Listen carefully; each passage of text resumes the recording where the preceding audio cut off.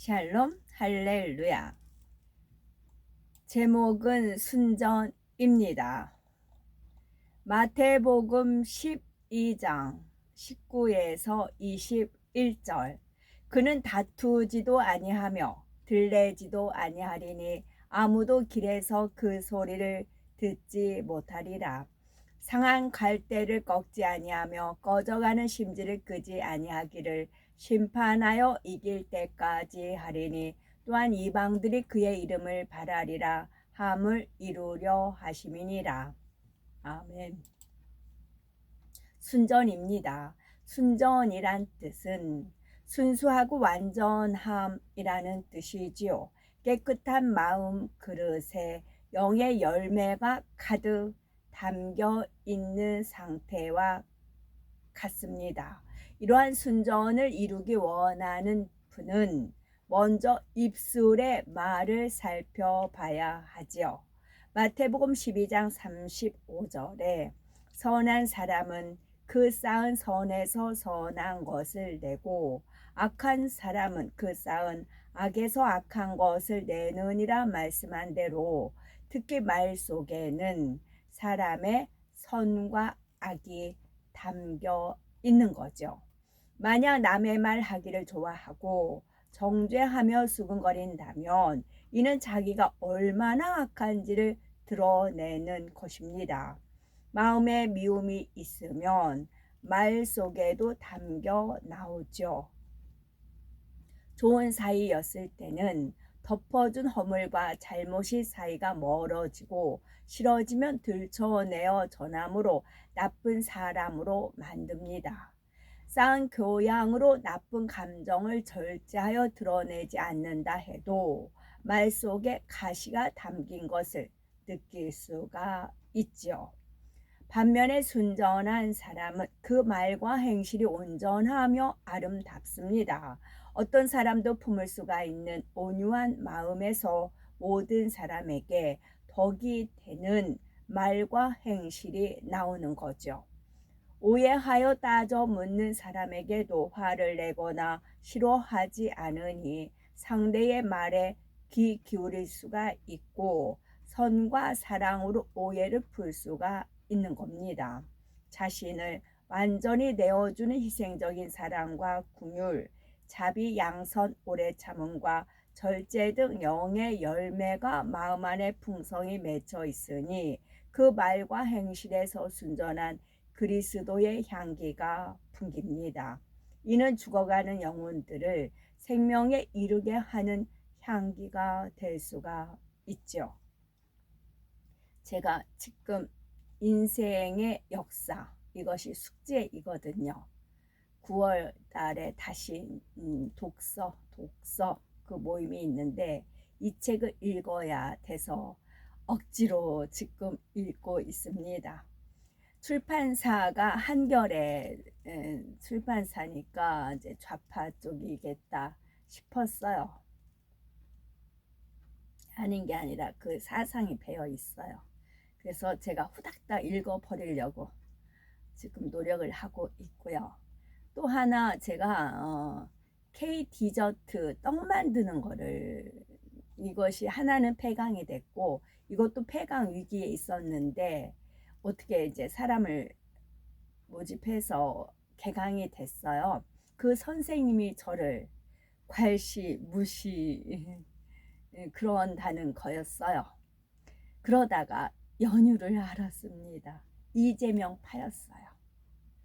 전라도가 고향이라고 하시면서 요즘 뭐 이렇게 많이 뭐 돈을 받는 그런 게 있나 봐요. 어떻게 이런 제도가 만들어져 가지고 이런 법이 만들어져 가지고 하면서 입이 귀에 걸리더라고요. 그래서 그 선생님이 괜히 저가 싫은 거예요. 저가 싫어 가지고 그랬더라고요. 그리고 이제 그 적을 알아야 나를 알고 적을 알아야 배정배승 뭐 그렇게 되는 것이지요. 호랑이를 잡으려면 호랑이 굴에 들어가야 되는 거고요. 그래서 그 책을 지금 억지로 읽고 있고요. 또 역시 근데 이거는 단기이기 때문에 2번 정도 남았어요. 2번 정도 남았고, 제가 이제 떡 만드는 거를 동영상을 나름대로 보고 먹고 싶은 거는 만들어서 먹었었지요. 그랬는데 제가 놓친 부분이 있었어요. 그런 부분을 체크해 주는 것이지요. 그것만 이제 돈 내고 이제 지식을 얻어오는 것이지요. 엄청 무시무시 그런 무시가 없어요. 이제 제가 이제 그 어저께는 경단, 제가 경단을 카스테라 붙이는 경단 그거를 30대 굉장히 많이 만들었어요. 뭐 구역 식구들 오라고 해서 만들어서 나눠주고, 왜냐면 찹쌀 한 가마니가 1년에 한 번씩 저희 집에 와요. 그러니까 찹쌀이 어차피 있으니까 찹쌀을 이용해서 경단을 많이 만들었고, 이제 그쪽한테 배웠거든요. 시댁 쪽에서 배웠기 때문에 이제 경단은 잘 만들었었어요. 근데 마침 경단이 있었어요. 제가 만들었던 거였기 때문에 남들은 이제 손에 경단 그 하나를 이제 그 찹쌀 그거를 하나만 가지고 굴리는 걸 가르쳤어요. 근데 저는 2개를 가지고 굴리거든요. 이런 식으로 2개를 가지고 굴려요. 그러기 때문에 빠르죠. 그래서 다 끝나고 싱크대도 요즘은 싱크대 그 수채 그거에 망이 있더라고요. 다이소 가니까 45개, 50개 그렇게 돼요. 그리고 어차피 찹쌀 그런 거기 때문에 그 끈적끈적하기 때문에 그 맥히거든요. 그래서 저는 그 망을 갖고 가서 씌워요. 싱크대 물 버리는데 그 씌워요. 그러니까 설거지감도 별로 안 나오고 빨라요. 그러니까 남들보다 일찍 끝났어요. 그리고 청소 싹 마무리 했어요. 그러면 이제 다 끝났고 마무리 됐으면 이제 가면 돼요. 저 선생님 청소 검사 해주세요. 저 테이블에 하나 했는데 저는 미운털이 박혀서 저쪽으로 가라고 해가지고 이제 저만 혼자 하고 있어요. 다른 사람은 2명 정도 하는데 그랬는데 이제 지난번에 일찍 끝나면 이제 다른 사람 가서 이제 같이 따라갔는데 이번에도 역시 빨리 끝났어요. 선생님 청소 검사해 주세요 그랬어요. 들은 척도 안 해요. 들은 척도 안 하고 다른 사람한테 뭐 이렇게 해요. 그래서 이제 저는 이미 다 마무리가 됐고 포장 다 끝났고 시간이 아깝잖아요. 그래서 다시 한번 기다렸다가 선생님 저기 청소 다 했으니까 확인해 주세요. 제 차 얘기를 했어요. 그러니까 마지못해서 됐다고. 그래서 다음 주 뵙겠습니다 하고 나왔어요. 셋째, 그런데 이것을 제가 즐긴다는 거예요. 즐긴다. 왜냐하면 심판하여 이길 때까지 한다. 그런 게 있어요. 상한 갈 때 꺼져가는 심지. 그거는 심판하여 이길 때까지 한다 였어요. 그래서 어차피 앞으로 2번 정도 남았기 때문에 단기기 때문에 되는 것이고, 그런데 거의 특징이 같아요. 사람들 그분 하는 그런 것이 돈에 욕심이 많고, 자기보다 누가 특출나다 싶으면 짓밟아야 되고 밟아야 되고, 그런 게 너무 같아요. 책도 지금 그 팀들이 예수 믿는 사람은 없는 듯 했어요. 그래서 그 책을 출판사 보니까 아니 그런 것 같아요. 그래서 억지로 지금 생짜로 읽고 있습니다. 셋째, 아무도 길에서 그 소리를 듣지 못했죠. 예수님의 고신 성품이 겉으로 나타난 모습입니다. 예수님의 걸음걸이나 몸가짐, 언어 습관에서도 얼마나 흠이 없고 온전하셨는지를 나타내지요. 달리 표현하면 참으로 교양 있으셨다는 말입니다. 우리도 주의 교양을 이루어야지요. 에베소서 6장 4절에 또 아비들아 너희 자녀를 노엽게 하지 말고 오직 주의 교양과 훈계로 양육하라 했습니다. 아이들이 부모가 원하는 대로 하지 않으면 짜증스럽게 지적할 것이 아니라 먼저 부모가 주의 교양으로 행하며 본이 되었는지를 살펴봐야죠. 자녀는 부모가 하는 행동을 그대로 배워 행합니다. 혈기가 많아서 식사하거나 대화하다가도 화를 내는 아버지를 보고 자란 아들은 짜증이 많고 다혈질로 성장하여 사춘기가 되고 정년이 되면 그 혈기와 폭력을 부모에게 나타내기도 하죠. 이는 주의 교양과 훈계로 양육하지 않은 부모의 책임입니다. 이때 세상에서는 어찌할 도리가 없어 포기하는 경우가 많지만 하나님의 능력으로는 해결할 수가 있죠. 먼저 부모가 하나님 앞에 철저히 회개하고 변화되면서 자녀를 위해 기도한다면 하나님 성령께서도 그 마음을 역사하십니다. 또한 가정이 빛이 되니 어둠이 떠나 자녀도 변화될 수가 있는 거죠. 배우자의 관계에서도 마찬가지입니다. 아내가 변화되어 선과 사랑으로 남편을 섬겼다면 남편도 구원받고 영육 간에 행복한 가정이 되었을 겁니다. 하지만 말씀을 들었어도 지켜 행하지 않아 주의 교양으로 채우지 못했다면 여전히 짜증내고 서운해하니 남편에게 전도해도 남편의 마음이 열리지 않지요.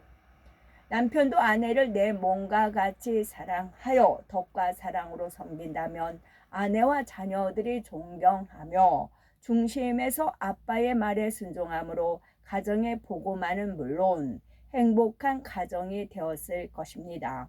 하지만 여전히 변화된 모습 없이 명령하고 지적하며 혈기 내는 남편이요 아빠라면 아무리 복음을 전하고 진리를 말한다 해도 가족이 들으려 하지 않지요. 바로 평상시 나의 말과 행동으로 가족의 행복도 기도도 응답도 달라지는 것입니다. 교양이 있다고 해서 다 영으로 들어간 것은 아니지만 영으로 들어갈수록 반드시 교양 있는 언행이 나옵니다. 사람의 걸음걸이나 몸가짐 말에는 그 사람의 마음과 성품이 배어 나오기 때문이죠. 그 마음에 선과 사랑이 가득하면 상대를 섬기며 배려하는 것은 너무나 당연하죠. 내 유익을 구해 남에게 피해를 준다면 마음이 편치가 않죠. 섬김받는 것보다 섬기는 것이 편하기에 당연히 섬깁니다. 그런데 혹여 섬길 만한 사람은 섬기고 섬길 만한 모습이 없다 하며 상대를 섬기지 않는다면 이는 선도 아니고 진리도 아니죠. 주의 교양도 없는 것입니다. 마음이 변화되면 행함도 따라오는 것이 주의 교양이죠. 주의 교양은 육적인 에티켓이 아니라 주님을 닮고 온영으로 들어가는 길임을 알아 결여되고 부족한 것은 신속히 고치셔야 되겠죠. 성격이 급한 사람은 대체로 걸음걸이나 말과 행동이 빠릅니다. 남의 말을 다 듣기도 전에 성급히 판단에 답하기도 하고 남의 말을 중간에 끊는 무례함도 나오죠. 급히 행동하다가 넘어지거나 물건을 떨어뜨리기도 합니다. 식사하면서 음식을 입에 담고 말하니 음식물이 튀어나오기도 하죠. 걸을 때 몸을 흔들며 걷는 사람도 있고 앉아 있을 때 삐딱하게 앉거나 다리를 떨고 손도 가만히 두지 않으며 부산하게 움직이는 사람도 있죠. 어떤 사람은 외모도 반듯하고 행동하는 것도 교양 있어 보이는데 막상 대화해 보면은 실망스러운 경우도 있는 겁니다. 말하는 것을 들어보니 인격이 좋지 않음을 알게 되어서죠. 대화 가운데 남을 은근히 험담하거나 다른 사람의 잘못을 전한다면 그 사람과는 가까이 하면 안 되겠다 생각하게 되죠. 이처럼 입에서 나오는 말은 그 사람의 마음과 직결됩니다. 우리는 성결을 사모하셔야 되겠죠. 그러니 입술을 주의하겠지만 꼭 비진리의 말이 아니라 해도 불필요한 말을 많이 한다거나 어떤 상황에서 깊이 생각지 않고 즉흥적으로 말을 내는 것도 고쳐야 합니다. 말의 내용뿐만이 아니라 말하는 모습도 잘 살펴 순전한 모습으로 변화되어야 하지요. 상대방을 손으로 치면서 말하거나 삿대질은 불쾌감을 줄 수가 있어요. 입에 음식물을 머금고 말하거나 침을 튀기면서 말하는 것, 공공장소에서 크게 웃거나 큰 소리로 말하는 것 등도 순전한 모습과는 거리가 멀죠. 또 얼굴에 미소를 거의 띠지 않고 무뚝뚝한 표정으로 말하는 사람도 있는데 기분이 나쁘거나 상대가 싫어서 그런 것이 아닌데 무표정한 표정과 불친절한 말투가 몸에 배어 있는 겁니다. 또 다른 사람을 생각하지 않고 자기 얘기만 길게 하거나 식사 자리나 모임에서 휴대폰을 보고 있는 경우도 무례히 행하는 모습이죠. 그렇다면 이런 말씀들을 들으며 혹시 고쳐야 할 것도 많고 어디에서부터 어디까지 생각하며 내 모습을 살펴야 하나라고 생각이 되시죠. 순전하신 예수님이라면 어떻게 말씀하시고 행동하셨을까를 항상 생각한다면 내주하신 성령으로부터 답을 얻게 됩니다. 또 우리 삶 속에서 나를 바라보시는 아버지 하나님과 주님을 항상 생각하고 나를 지키고 응원하는 전사를 생각하면 행동도 더 반듯하고 아름답게 만들어 갈 수가 있을 겁니다. 누구를 만나든지 주의 교양으로 대화함으로 선한 향을 바라고 은혜를 끼치며 덕을 세운 우리가 되어야죠. 넷째는 상한 갈대를 꺾지 아니하며 꺼져가는 심지를 끄지 않으셨죠. 베드로전서 1장 24절에 그러므로 모든 육체는 풀과 같고 그 모든 영광이 풀의 꽃과 같으니 풀은 마르고 꽃은 떨어지되입니다. 우리 육의 인생의 모습을 풀에 비유하여 말씀한 대로 갈대도 사람을 의미하죠. 특별히 상한 갈대는 영적으로 악한 세상에서 세파에 시달리고 마음의 상처를 받아 심령이 상한 사람을 가리킵니다. 그런데 풀은 영혼이 없기에 말라 죽으면 그만이지만 사람은 영원 불멸의 영을 부여받은 존재이므로 육의 수명이 끝나면 반드시 심판을 받게 됩니다. 여기서 풀하니까 강아지 풀을 이제 떠올리면서 갈수록 제가 또 어떤 장면을 보게끔 이끄셨느냐면 할머니예요. 이제 오르막길이에요. 그런데 이제 하얀 복슬 강아지를 유모차 태웠어요. 할머니가 끌어요. 요즘 덥죠. 근데 강아지 아가한테도 그런 건 제가 못 봤어요. 강아지가 더울까봐 선풍기를 매달았어요. 나도 아가들은 선풍기 그거는 못 봤던 것 같은데 강아지가 더우니까 선풍기를 유모차에 매달고 할머니가 낑낑거리고 꿀고 올라가요.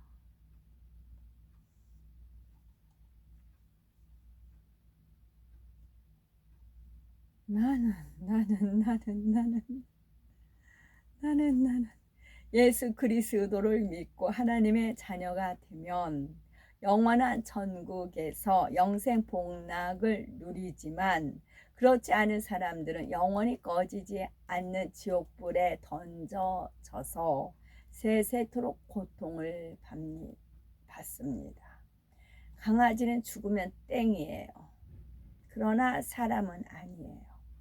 지옥불에 들어가서 고통을 받습니다. 이 땅에서 부귀 영화를 누리며 살았다 해도 죽은 후에 지옥불에서 고통받게 된다면 그는 차라리 죽으면 그만인 불보다 더 못하다 할 수가 있는 것입니다. 결국은 헛되고 헛되며 헛되고 헛될 뿐이죠. 또한 들풀도 아끼시는 하나님께서 하물며 하나님의 형상대로 지음받은 사람들이 죄에 물들어 그 형상을 잃어버리고 원수 마귀 사단에게 찢기고 상했다고 해서 어찌 단번에 버리시겠습니까? 아무리 불의가 가득한 사람이라 할지라도 회개할 수 있는 양심이 조금이라도 있다며 끝까지 버리지 않으시지요. 바로 이러한 하나님의 마음, 예수님의 마음이 상한 갈대를 꺾지 아니하신다는 말씀으로 표현이 된 겁니다. 하지만 오래 참으신다고 해서 심판이 없다는 것은 절대 아니죠. 분명 하나님의 심판은 엄중히 임합니다. 다음으로 꺼져가는 심지란, 심지는 양초나 등잔, 석유 난로에서 실이나 헝겊을 꼬아서 꽂고 불을 붙이는 부분이죠. 심지가 꺼져간다면 불이 꺼져간다는 뜻으로 꺼져가고 있으니 아직 불씨는 남은 상태인 겁니다. 여기서 심지도 인생의 영혼을 의미하죠. 성경에서는 우리 영혼의 생명을 등불에 비유한 것을 볼 수가 있지요. 꺼져가는 심지 또한 구원의 빛이 꺼져가는 인생의 모습을 의미합니다. 그래서 꺼져가는 심지를 끄지 않으신다는 것은 악한 세상에 마음이 물든 악한 사람이라 할지라도 다시금 불을 피울 수 있는 조그만 불씨만 남아 있다면, 즉 예수님을 구세주로 영접할 수 있는 양심이 조금이라도 있다면 그 심지를 끄지 않으신다는 거죠. 예수님께서는 이처럼 상한 갈대를 꺾지 않으시고 꺼져가는 심지를 끄지 않으시기를 심판하여 이길 때까지 하신다 했습니다. 이 심판에는 여러 가지 의미가 담겨 있죠. 먼저는 인간 경작이 마친 후에 임하는 심판으로 모든 사람은 이 땅에서 행한 대로 심판을 받게 됩니다. 그런데 하나님께서는 이 심판에서 한 사람도 멸망치 않기 원하시죠. 물론 모든 사람은 장차 백보자 대심판 때 최종 심판을 받게 되지만 이 땅에서도 예수 그리스도를 믿느냐 믿지 않느냐로 이미 심판이 이루어졌다는 사실입니다.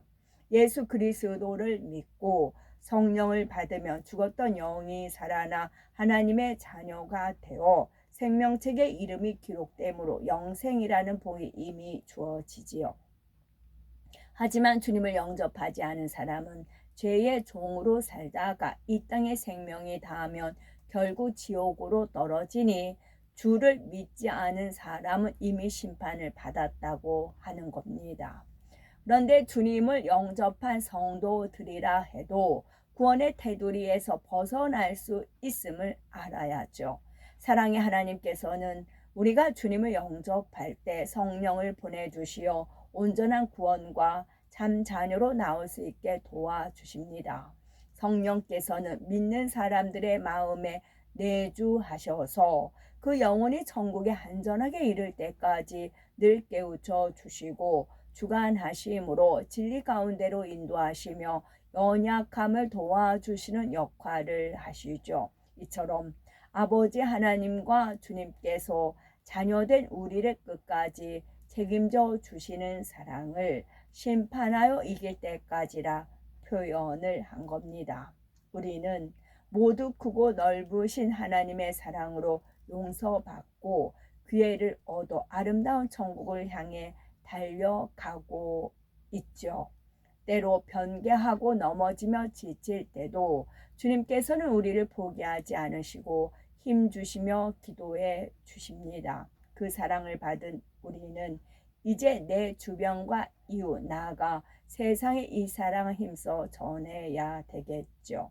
또한 우리가 주님의 순전하심을 닮아 찢기고 상한 영혼들을 주님께로 인도해야 되겠습니다. 이것이 바로 우리를 향하신 하나님과 주님의 뜻이죠. 이렇게 주님을 닮은 우리를 통해 세상을 변화시키며 하늘의 영광 중에 우리를 이끄시는 순전하신 주님의 은혜를 우리는 받아야 되겠죠. 아멘. 샬롬.